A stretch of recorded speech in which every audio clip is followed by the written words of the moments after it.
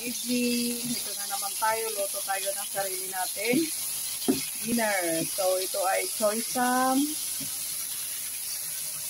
Ang iluluto natin ay fried noodle. Kasi doon ako mahilig.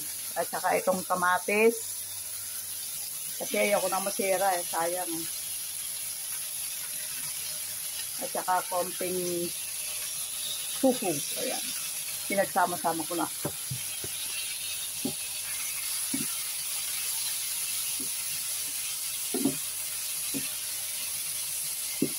Ayan. Simple lang ako magluto para sa sarili. Ayan guys, simple dinner natin. Kasi walang pasabi ang mga amo natin. So ito, kung ano yung nandyan sa ref is ito na lang linuto ko. Ayan guys. Yummy, yummy! Colorful. Di ba guys? Fried noodles lang na may kamatis, choy sam, tsaka tofu. At syempre, lagyan natin ng magic grass. Sarap. Yun ang nagpapasarap. O sige na, kain na guys.